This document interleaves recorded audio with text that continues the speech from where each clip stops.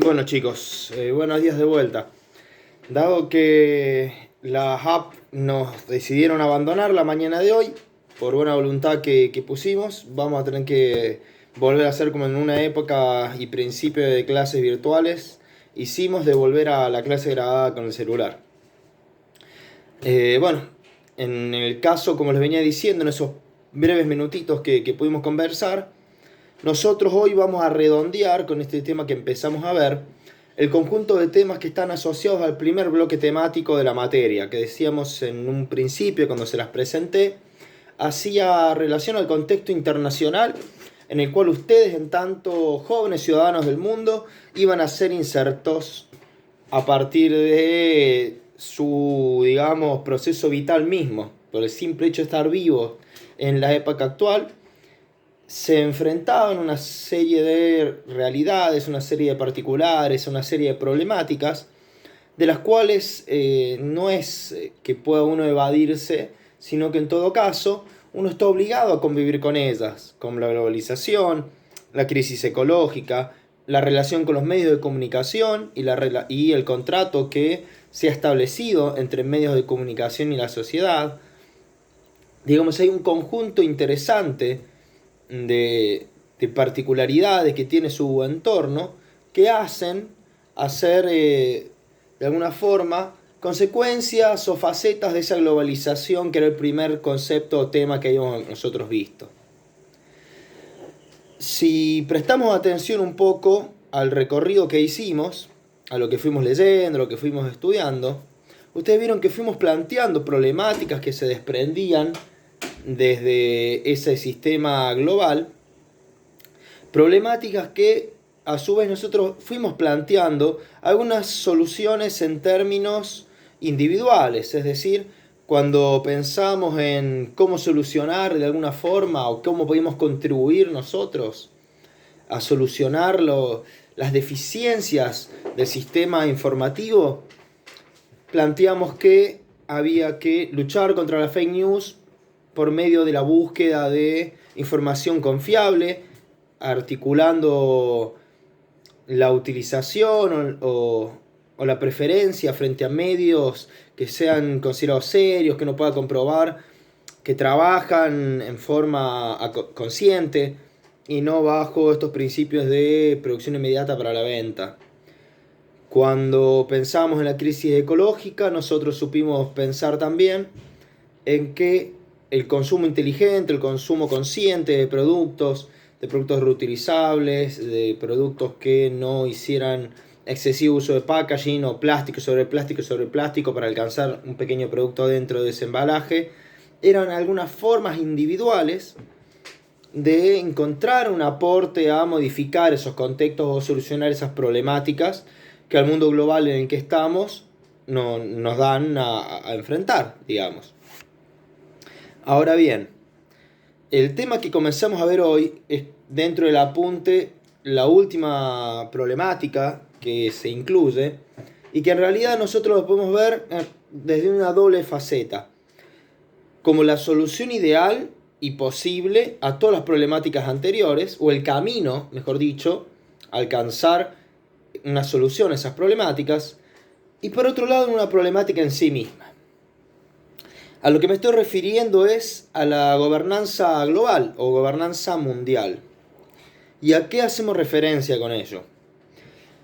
Si nosotros a este momento calculo que podemos llegar a un acuerdo en que estamos en un mundo globalizado, en el cual los capitales se mueven por el mundo, la economía está interconectada, la sociedad está interconectada por los medios de comunicación masivos, nuestra propia cultura está siendo alterada permanentemente por parámetros internacionales y son procesos de los cuales difícilmente podamos retrotraerlos o revertirlos a un proceso anterior por la propia evolución que ha ido llevando el sistema mundo a nivel global, conocido también como mundialización.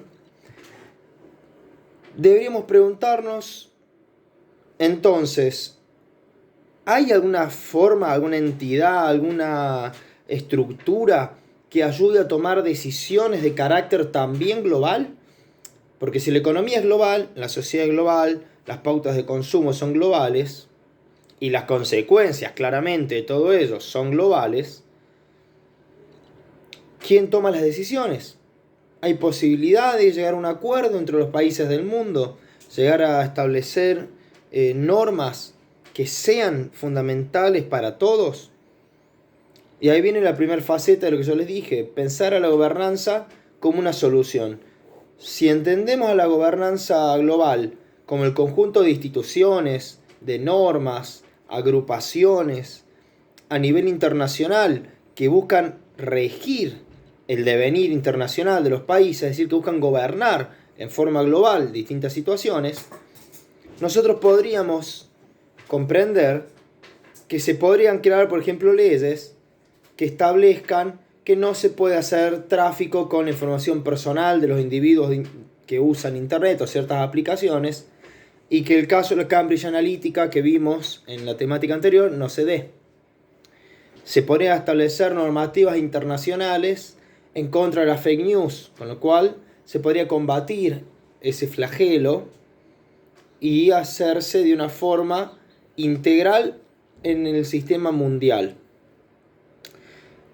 De más está decir que existen instituciones de gobernanza internacional, como la ONU, como la UNASUR, aunque fue prácticamente desmantelada, hace unos años funcionaba, como puede ser el Mercosur, como puede ser la Unión Europea.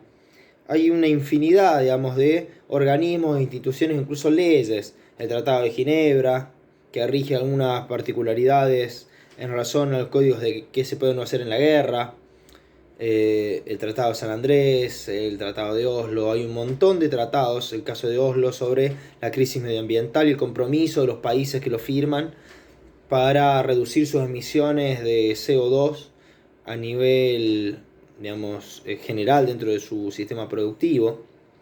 Hay infinidad de organismos, de instituciones y de normas, de congresos, que se fundan en esta esperanza de poder construir normativas a nivel global que busquen articular un sistema mundo mucho más funcional, sustentable y ecuánime. O al menos en principio parecería ser que es así. En ese sentido, como les digo, la gobernanza internacional podría aparecer como una solución a las disyuntivas, a las problemáticas que nosotros hemos visto que se han desarrollado a partir de la globalización. Incluso la globalización misma puede entrar en discusión dentro de estos organismos para poder poner en tensión desde la forma en que es construido, desde la forma en que la globalización se ha desarrollado, bajo los parámetros, bajo los principios que se ha hecho. Por ejemplo, el principio que hemos visto de la reproducción de la riqueza ante todo, del capital ante todo. Es decir, bueno, la globalización debe ser solo eso. Surgió como una fase del capitalismo, está bien, pero ¿se puede transformar en otra cosa? Son todas discusiones y debates fundamentales que hacen a las posibilidades que da la producción, el surgimiento, el establecimiento de esta gobernanza internacional. Ahora, decimos que también es un dilema. ¿Dilema por qué? Porque que haya organismos internacionales establece o abre la discusión sobre cómo organizar a estos países. Los países que son potencias y que se han, ¿cómo puedo decirlo?, desenvuelto en el ámbito internacional, como los grandes bravucones internacionales, que han articulado su discurso sobre un camino y su accionar sobre otro. ¿Estarán dispuestos a soslayar, a dejar de lado su poder para construir un sistema mundo mejor? Y es difícil pensar que Estados Unidos, con su historial de intervención militar en otros países, en pos de un beneficio propio. Piensen ustedes que Estados Unidos todavía hoy sigue defendiendo la doctrina Monroe. La doctrina Monroe fue una doctrina, es decir, un conjunto de ideas que rigen el accionar de una nación, que surgió en el siglo XIX y que establecía que Estados Unidos tenía el deber y el derecho de hacerse de los recursos de sus países vecinos más pequeños en pos de crecer y tener mayores posibilidades de expansión y desarrollo. Hoy eso sigue funcionando, digamos, la doctrina Monroe no se discute en Estados Unidos, mucho menos con un Donald Trump en el gobierno. Entonces, si existen en estos países que son potencias este tipo de doctrinas, ¿será posible la construcción de organismos de gobernanza internacional funcionales? De más decir otro ejemplo más, tomamos el caso nuevamente de Estados Unidos. Estados Unidos no firmó el Tratado de Oslo sobre la disminución de la emisión de CO2. Estados Unidos solo produce más desperdicio y más contaminación que el resto del mundo. Se calcula que si todos los países del mundo consumieran y produjeran desperdicios al igual que Estados Unidos, necesitaríamos el equivalente de biosfera de 50 planetas. Sería insostenible. Entonces, y Estados Unidos claramente no ha demostrado ningún interés, digamos, sus políticas públicas, más allá que dentro de sus fronteras haya organismos, haya alguna fundación. En tanto gobierno no lo ha históricamente aceptado, no se ha sumado a ninguna de estas tratativas. Digamos, esta es la disyuntiva que trae la gobernanza internacional.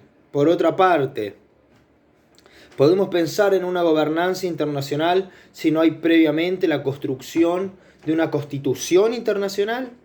Un conjunto de normas y leyes que rijan el accionar de las políticas internacionales de los países del mundo. Y si lo es así, ¿hasta dónde tendría derecho y soberanía sobre sí mismo un Estado frente al gobierno internacional? ¿Hasta dónde una decisión que quiere tomar Argentina, en tanto país soberano, o Somalia, o Alemania, o Sri Lanka, va a tener más peso que lo que internacionalmente se decida? Dicho al revés, si internacionalmente se decide, no sé, que no se utiliza más el carbón, ¿se va a sancionar a cada país que aún lo utilice? ¿Se puede ejercer la presión en el sentido internacional sobre un país en particular?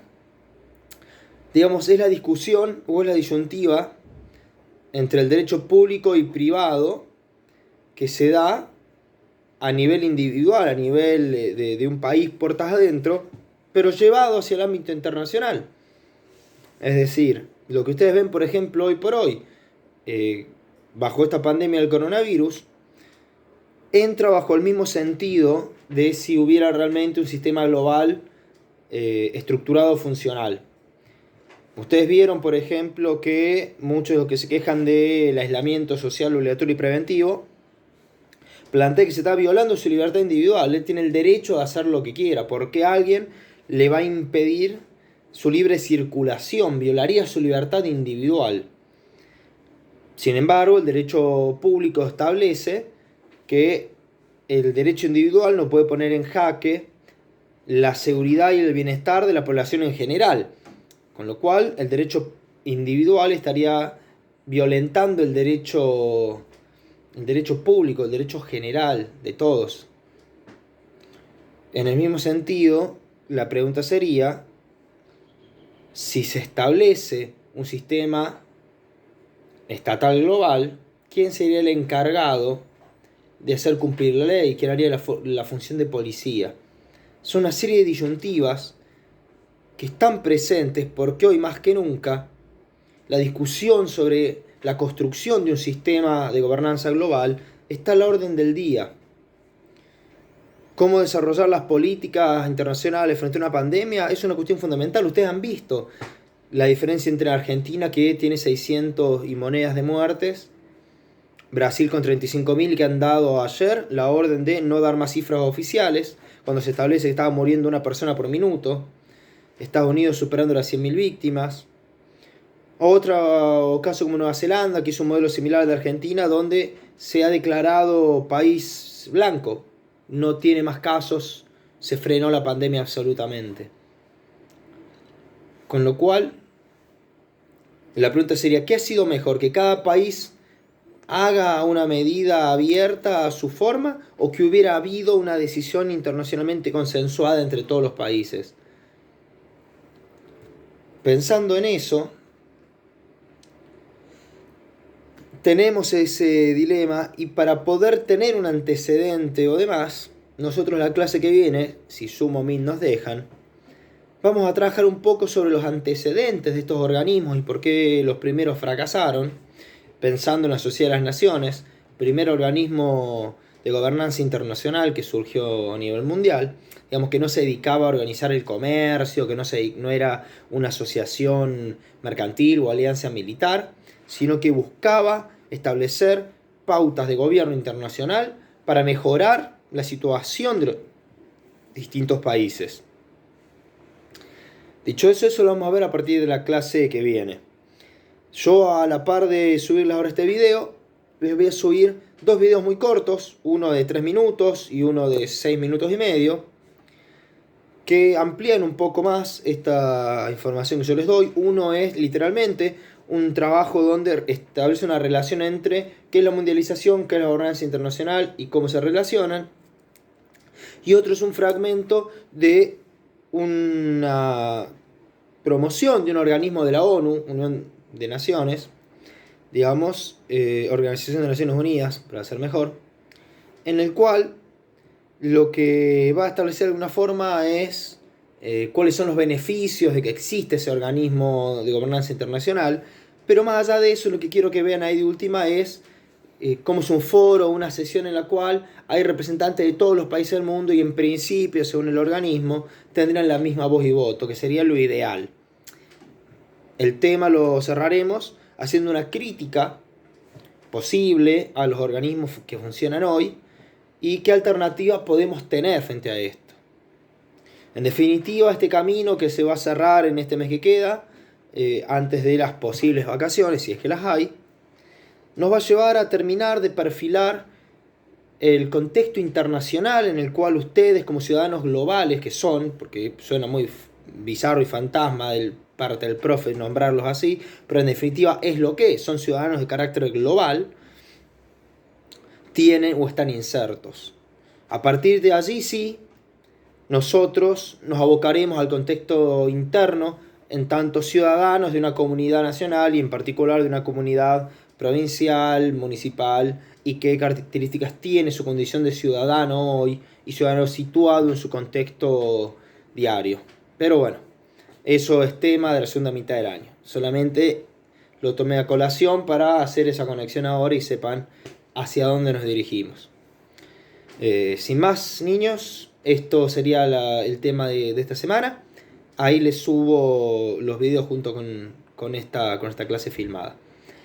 Espero, como siempre les digo, que tengan muy buena semana. Espero que estén pudiendo sobrellevar estas características de cuarentena lo mejor posible.